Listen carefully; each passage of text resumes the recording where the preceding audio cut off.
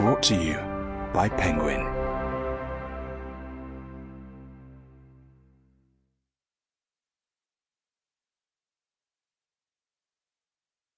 The Spanish Bride by Georgette Heyer. Read by Luis Soto. Chapter 1. Badajos. 1. There was a place on the right bank of the Guadiana where hares ran strong. It was near a large rabbit warren, quite a celebrated spot, which the officers of the army besieging Badajos had soon discovered. Sport had been out of the question during the first part of the siege, when the torrential rain had fallen day after day, flooding the river, sweeping away the pontoon bridges that formed part of the communication lines from Badajos to headquarters at Elvas, turning all the ground round the town into a clay swamp through which the blaspheming troops struggled from their sodden camp to the trenches. Having broken ground on St. Patrick's Day, the army, which boasted a large proportion of Irishmen in its ranks, was confident that this third siege of Badajos would be successful. But the drenching rain, which persisted for a week, threatened to upset all Lord Wellington's plans. From the moment of opening the first parallel, the most appalling weather had set in. Trenches became flooded, the mud in the gabions ran off in a yellow slime, and men worked in water that rose to their waists.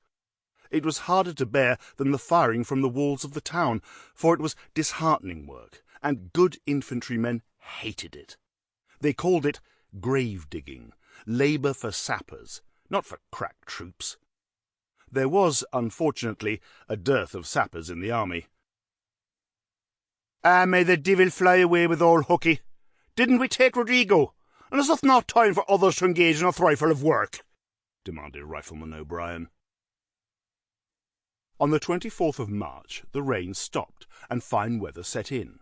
The digging of the parallels went on quickly, in spite of the difficulty of working in heavy, saturated clay, and in spite of the vicious fire from Badajos.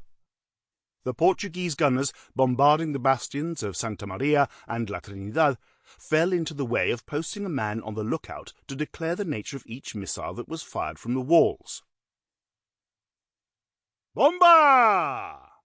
he would shout, or "Bala!" and the gunners would duck till the shot had passed.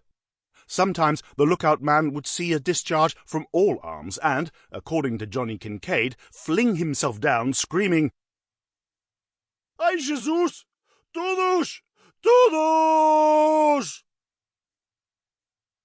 With the better weather, thoughts turned to sport.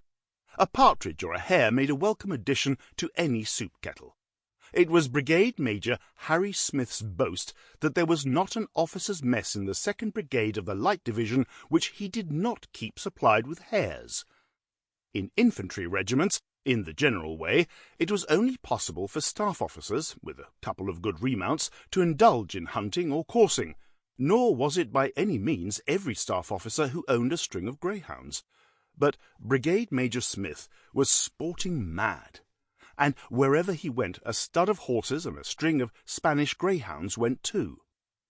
If he had a few hours off duty, he would come into camp from the trenches, shout for a bite of food, swallow it standing, and set off on a fresh horse, and with any friend who could be induced to forego a much-needed rest for the sake of joining him in an arduous chase. But however heavy going, the sport was good, hares being plentiful, and Harry's greyhounds, despised by those who obstinately upheld the superior speed and intelligence of English hounds, generally successful.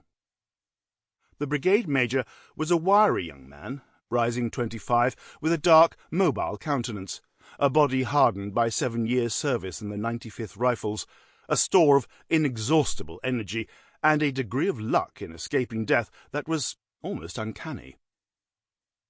If he had not been such an efficient officer, he would have been damned as a harum-scarum youth, and had indeed often been sworn at for a madman by his friends and his various brigadiers.